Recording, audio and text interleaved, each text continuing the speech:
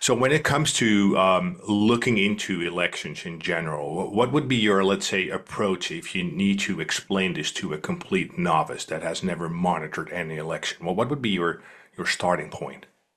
No, great question.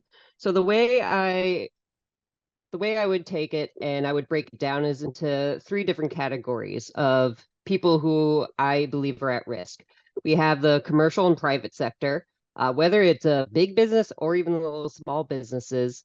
And as you might guess, they can be highly affected simply due to their location sometimes. If they're in a major city, when we have protests that might unfortunately become riots, we have companies that we have the public who perceive their political stance to be one way or another, so they get targeted, or sometimes based on true things where the executive board of that company is very vocal on social media on who they are backing in this election, which can make then, unfortunately, their offices, their employees, their businesses targets for uh, the rioters, we'll say. Um, and then also they look into seeing when people are rioting, they or sometimes even protesting, they're trying to see how impactful they can be. So they might even target things like museums, areas that have not necessarily any political views, but it's going to get a lot of attention. And then last but not least, you have the opportunists who are going to take advantage of the chaos to commit crimes, steal, do whatever that they deem fit during the noise. So we got that from the commercial and private sector side. Then we have the state elections department, whether it be a board, an office, or falls under the Secretary of State. Their main focus is on integrity as well as the integrity of the election.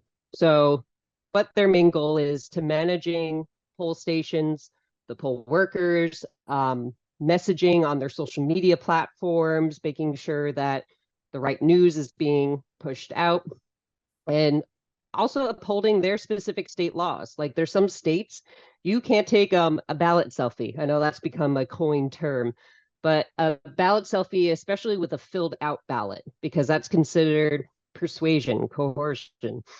And then, of course, their concerns are about mis and disinformation. People posting lies about maybe when polling stations are closed or open or locations.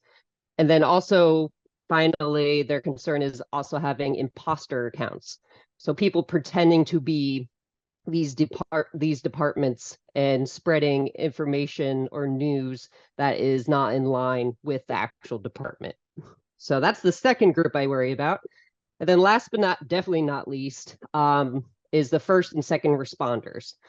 Specifically, who I have in mind is law enforcement, because of course, as a regular citizen or as a analyst, I don't have to worry about physically having to go out to these concerning events, whether it be a protest that turns like into a riot.